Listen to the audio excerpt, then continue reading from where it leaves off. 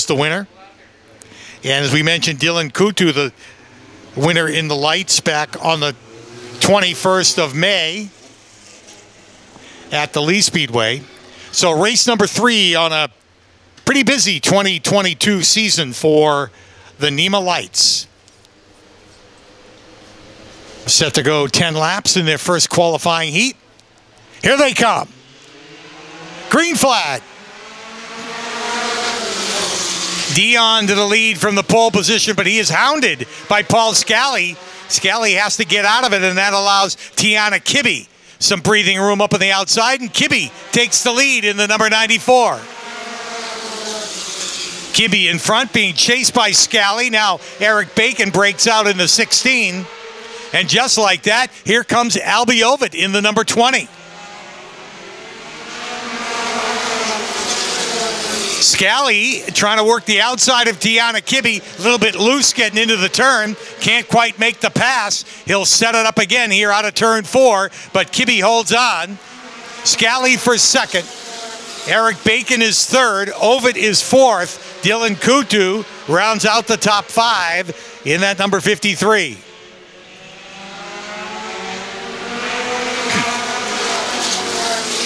Tiana Kibbe out in front. There's Scally. He tried the inside, and the door shut quickly, and that caused Scally to come around as Scally had to take evasive action.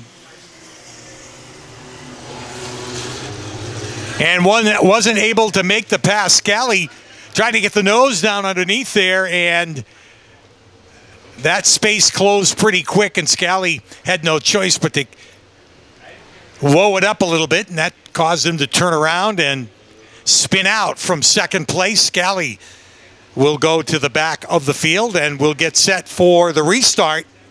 Tiana Kibbe has led it from the beginning in that number 94. Of course, member of the great Kibbe family that has a long history with midget racing. Tiana, the next generation coming up through, and she has really developed her driving skills over the last couple of years in that number 94. Eric Bacon driving for the O'Briens in the number 16. He had a good run just a few weeks ago at Lee.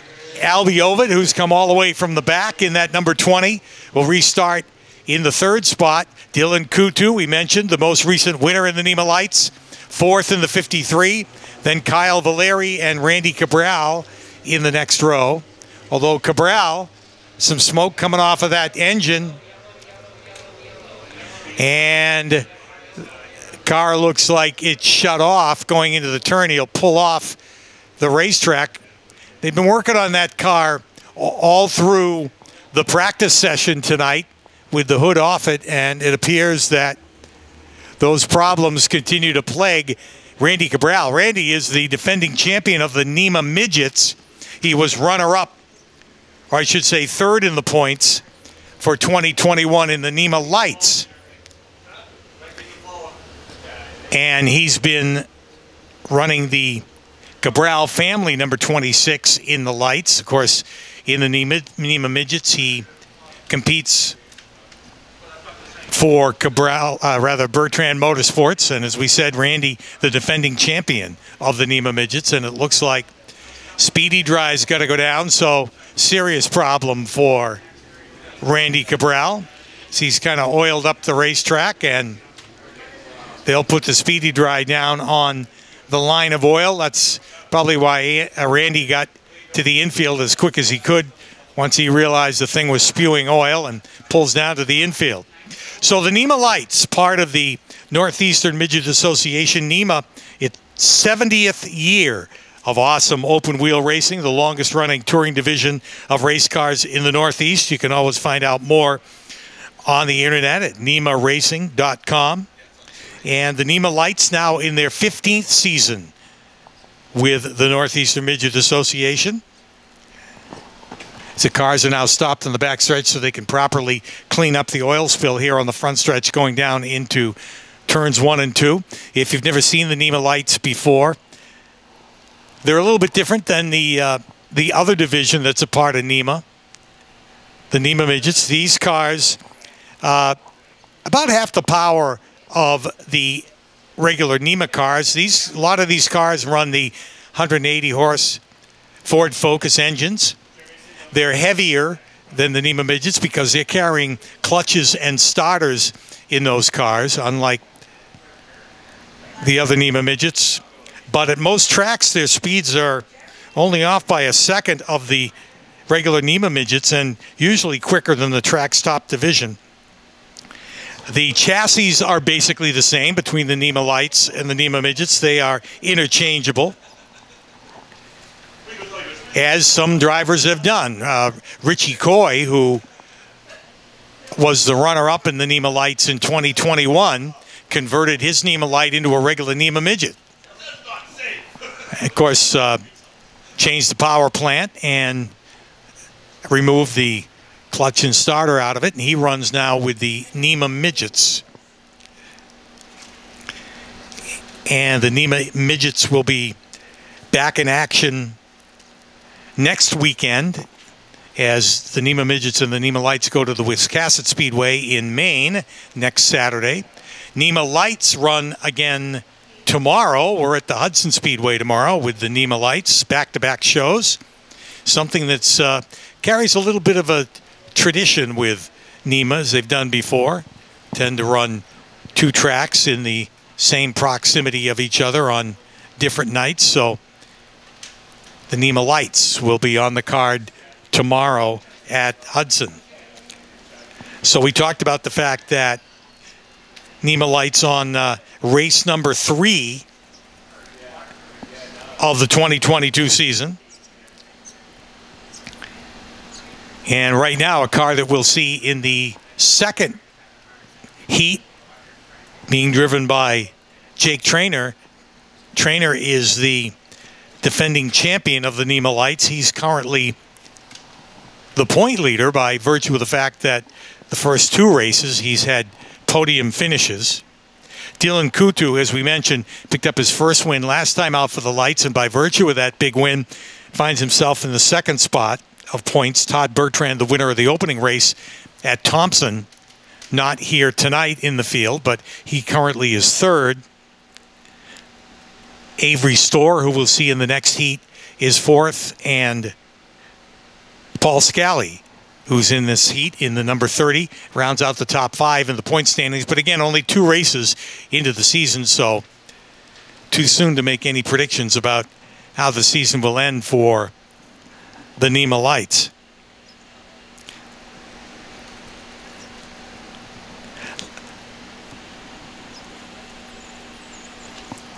Last year's winners in the NEMA lights here at Star. PJ Sturgis was the winner of the May race. He is not running tonight. PJ's doing some midget racing, but also running a super modified, so he's not racing with the NEMA lights on a regular basis.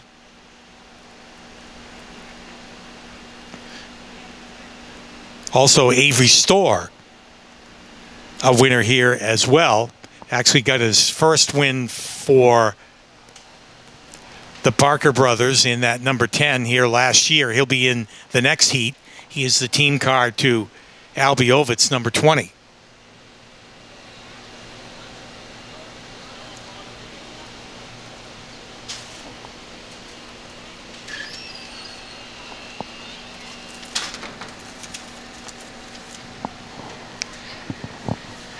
So as we mentioned about the history here at Star for the NEMA midgets, hosting more Northeastern Midget Association events than any other racetrack over the 70 years of the club's existence.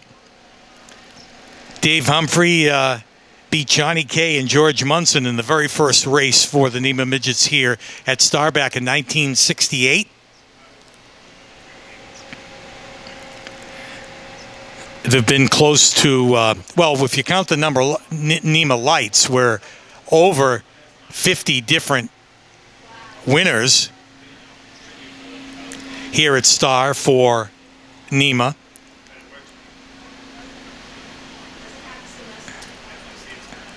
Drew Finoro, who of course is the winningest driver in the history of NEMA and the multi-time champion, now retired from racing. Finoro is the all-time NEMA winner here at Star with 23 wins, his first one coming in 1982. That is quite an accomplishment, and I would say probably out of his 86 or so total wins in his career with NEMA, probably most of them came right here at Star Speedway.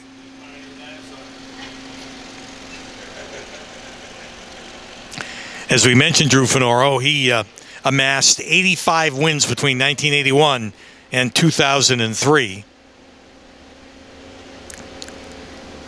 Dave Humphreys, the second winningest driver, with 73, and then closing on those ranks is Randy Cabral, who's still active.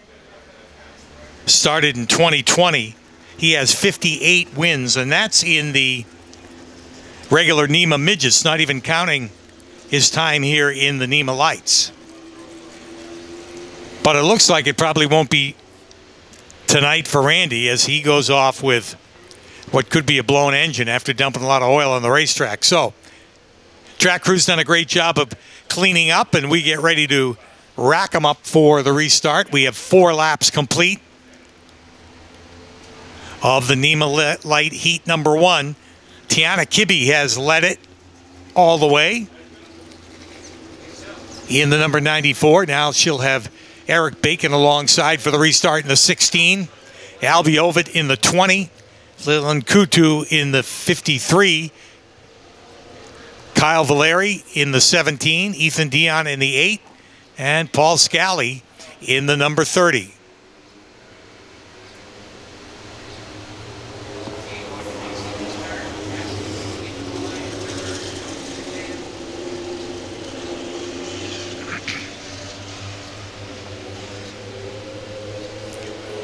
Racked up and ready to go for the restart with 4 complete. Here they come. Green flag.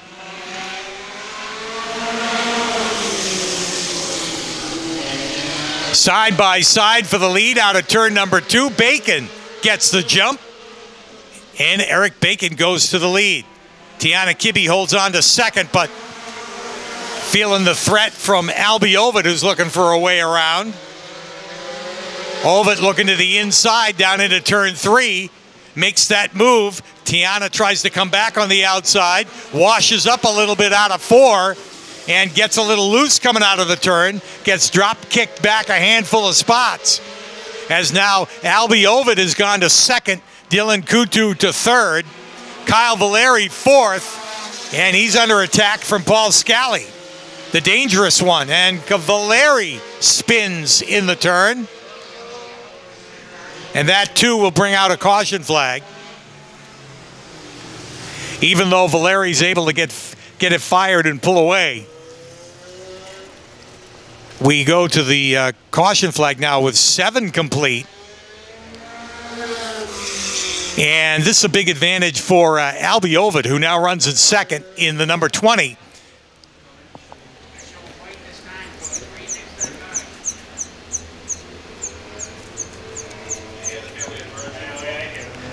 Eric Bacon had opened up a comfortable lead in that. O'Brien, number 16. While Albie Ovid was battling with Tiana Kibbe for the second spot. And once he had cleared and gotten second, Bacon had checked out. But now they're even side by side for the restart. Here they come. Green flag.